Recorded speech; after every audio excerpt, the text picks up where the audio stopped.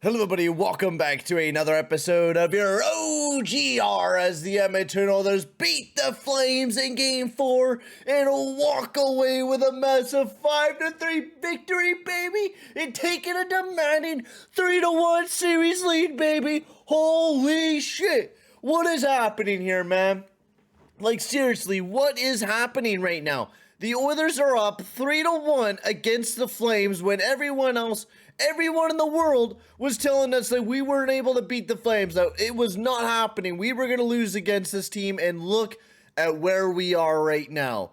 We have a demanding chokehold of this team where we can walk away and go off to the conference finals on Thursday.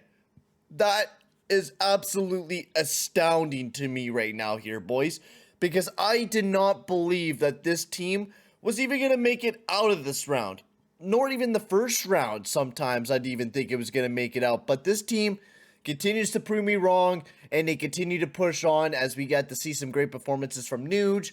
Hyman, we got to see a great game from. Kane is also just continuing to be unreal for the team, already 12 goals I meant in 12 games now? He's like a goal per 11 games. My bad. 11 games, he has 12 goals. I think no one has scored more than 15 goals in the playoffs in the past little bit as well. Only Ovi and Crosby have hit that. That's just absolutely astounding. But before we get into this, I'd like to just say, if you are new to the channel, make sure to smack that subscribe button and hit that like button as well, as that'll be very much appreciated, boys. Now, sorry if there's going to be a lot of jump cuts. My throat is absolutely destroyed. It sounds, it feels like ass. I don't know why, deep down it's making me cough like a motherfucker. Mostly because last night was an absolute party last night. We yelled a lot between me and Josh, which make sure to go check out his channel down below, because this game was filled with a mix of emotions. It really was. This game it went from us dominating to us just being nervous to sadness to anger to happiness again. It just tossed you around, and it was so fun to watch because you don't really get to feel this during the regular season, and for years we've been so bad, and even when we do make it to the playoffs, we just get swept. So actually seeing something where we play really good and a lot of things are happening to us, it's amazing to watch. It really is. It is such a treat to be able to watch this team right now, and the way that we're playing is just, oh, I love it. So let's get into this crazy scoring summary that we have between these two teams, as we got the very first goal of the game. It's 21 seconds in. Nuge, baby, gets a big goal for the Edmonton Oilers, get his third playoff goal of the season.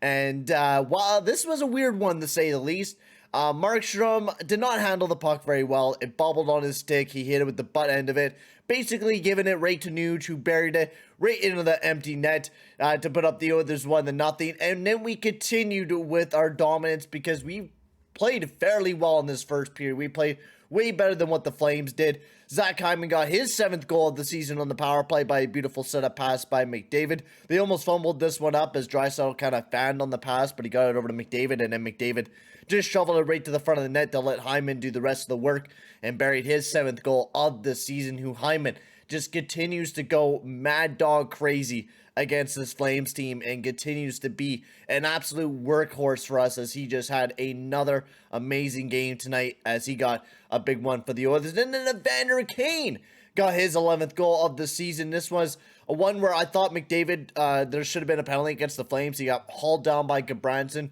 Draisaitl and Ceci kept it alive. Draisaitl sent it over to Kane, who Kane just absolutely lit a bullet that got tipped by Zadorov a little bit and ran to the back of the net to give us a 3-0 lead heading into the second period. Wow, man. What a start for us Oilers fans. We're sitting here, game 4, me and Josh were like, all right, man, this is going to be most likely a game for the Flames. You got to think that. You got to think that the Flames are really going to push it hard tonight, that they're going to make a little bit of a comeback, and they're going to really push the tempo, which they did in the second and third period. I do give them that. The Flames really did start pushing the tempo in the second period. They really didn't do a whole lot, though, in the third period, and I mean, both of the teams really didn't do a whole lot in the third period. They were mostly playing scared, and they were playing very tight defensively until the Edmonton Oilers started opening up the floodgate near the end of the period. But moving forward past that, we'll move into the second period. The very first goal of the second period was scored by Elias Lindholm as he got his 5th goal of the season. putting it right past Smith. Don't know really what Nurse was doing. I always hate when he does this type of stuff where he's like, oh, I'm gonna block it. Oh, I'm gonna block it. It's like, dude, just stand and play defense. Play with your stick and instead of trying to block the puck. I understand that you've learned it from Russell and whoever else has been on our goddamn team over the past few years defensively. But legit, all you need to do is simply block it. Or not even block it. Play defense. Use your stick. They're not going to send it down to Kachuk. And if they do, you could quickly turn around and stick check him. It's not that hard.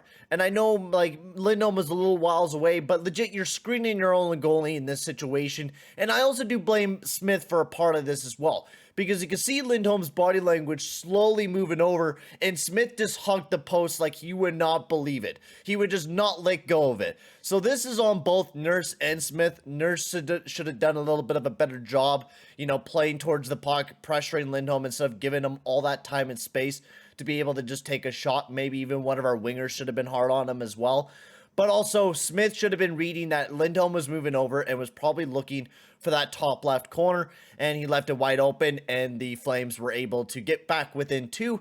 And then Mikael Backlund, because Duncan Keith, I don't know, I'm going to have to demonstrate this one as well. Duncan Keith, Backlund's here, Duncan Keith's skating backwards, and he just starts running away. I don't know what he was doing in this situation, because it's like, dude, play defense. Like, why are you running? Why are you running? Why are you running? And that's what Keith was doing. I don't know why. Like, he is such a bad skater, and people don't understand that. Like, throughout the entire season, people were like, oh, Keith's fine. Keith's fine. Watch that play. A defenseman does not do that. He does not. You know why? Because you're able to pivot backwards. You're able to pivot backwards. You don't need to pivot to the right to be able to gain speed. You don't need to, because you could put your ankles inside and you could pivot straight. But Keith cannot do that anymore, unfortunately, because he's getting older, and he just cannot do that. So he pivoted away from Backlund, which then gave space to Backlund to be able to skate to the front of the net and be able to take a nice shot and put it right by Mike Smith. And then we'll get into the third period, and I really don't even want to talk about this goal, because this one was the weirdest, flukiest goal of all time, where Rasmus Andersson bombed it all the way from downtown, and it went right into the back of the net. Mike Smith didn't even see it, and he was like, oh, what the fuck, guys? What the hell? Looking for someone to blame. I thought that was so funny as well, and a lot of people were out. I was like, even when I was live, I'm like, why are you blaming people, Smith? This is, like, completely on you, dude. You didn't see it, and that was completely on you. And it's the first time he said in a press conference, it was the very first time that he just completely lost sight of the puck, which is understandable, but it sucks that that was the goal to tie the game up at 3, which was painful. But then, you know, it was pretty close to the rest of the game, really close, until Hyman dashed into the zone. Stick checks one of the Flames. Yamamoto picks up the puck, sends it up to the point to Barry. Barry takes a nice shot, and Nuge tucks in the rebound, and the Edmonton Oilers take a 4-3 lead, and then Evander Kane caps it off with the empty netter, putting us up 5-3, and the Oilers win Game 4. And now we are fully set up and ready for Game 5 as wowzers, baby. Wow. I have, you know, every time I get to talk about the Nuge goal, dude, I partied up, and it was such a good moment to just be able to watch Nuge put in the back of the net. I was jumping around. I could not believe that we even took the lead back again, and it blew my mind, man. It really did. It blew my mind, and it made me so happy to be able to see the Oilers, you know, get the lead and take the big W over the Flames. So let's get into the last final thing we got to do, is per usual, and talk about the lineups and everything like that. So we'll get into the 5-on-5 forward lines. Kane, McDavid, Draisaitl, as per usual. Amazing line. They did a lot of work out there. They played really well defensively and generated a lot of offense as well. I think we can note that as well. They generated a lot of good offensive opportunities, and they played quite well in this game as well. And they just been having amazing games. I don't think you could really complain about that line. McDavid has just been unreal, and I know I don't talk about him well enough because I mostly talk about the other guys, but McDavid has been such a spotlight on this team. Like, he has just been one of the best players, I think, in the world ever. Like, he is marking down history marks as probably one of the best players to ever touch the ice. And truly, he does look like that. We are seeing a national phenom right now in the Edmonton Oilers, one of the best players to ever touch the ice, and a lot of people are saying that, and truly, I believe that as well. Hyman Nuge and Puljujärvi, they had a bit of a rough night. They were stuck in their own zone a lot, but when they were stuck in their own zone, they quite played pretty well defensively. They were stuck in their own zone for a good solid 2 minutes for one shift, and they didn't really allow too many opportunities to get past them. And I think that's a big note for that line. They didn't generate a whole lot of offense, but they played really well defensively, and they were mostly paired up alongside of that Gaudreau line. And honestly, keep that line going. Keep that line playing up against that top line, because they did really good. And even when they got stuck in their own zone, they did a really good job of shutting things down. Fogle, McLeod, Yamamoto, they didn't do anything out there. And I think that's the same goes with Cassie and Ryan and Archibald. Both of those depth lines really didn't do a whole lot, but they didn't really allow anything really that bad to happen. Now, they weren't amazing defensively, and I'm not a big fan of that Cassie and Ryan Archibald line. They usually get stuck in their own zone, but they don't get a whole lot of ice time in general anyways. Moving on to the defensive pairings, Keith and Bouchard got a bulk of the minutes tonight. I think Keith played relatively okay for only making that one mistake throughout the game, but he definitely was not, like, amazing. I think it was probably one of our worst defensive pairings, but, like, they didn't have a rough night. Like, the one bad defensive play was really what kind of hooked them, but they weren't terrible throughout the night. Nurse and CC, they were our third least played defensive pairing, I'm pretty sure. They got a little bit less ice time, which is good, because you don't want to always see those guys taking up a bulk of the minutes. But once again, another great night between Nurse and CC. They have been playing really well over the past 2 nights, and they've been just really well defensively and generating a lot of offense for us as well. So I've been really well impressed with them. And then Barry and Kulak played very well defensively. Kulak didn't have a great offensive night. He wasn't great with the puck. But Tyson Barrie had a pretty good night, playing really well defensively and also pretty well offensively as well. And Mike Smith, he was okay. You know, the 2 goals, you could definitely probably blame on him on the Lindholm and the last one as well. You know, it is a rough night, but Mike Smith made the saves that he needed to make to keep us in this game. So I think that's a big note to say that Mike Smith did play pretty well in this game once again, and I'm excited to see what will happen on Thursday, as I will be live once again with my buddy Josh, so make sure to tune into that on Thursday. I think it's at 6:30 p.m. PST, if I'm correct for that.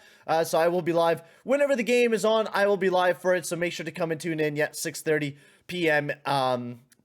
Pacific Standard Time, if I could speak. But for right now, guys, I'm going to end the video here. Thank you very much for watching, boys, and I'll see you guys all in the next one. Adios. Amigos, as my throat is giving out. See you later, boys.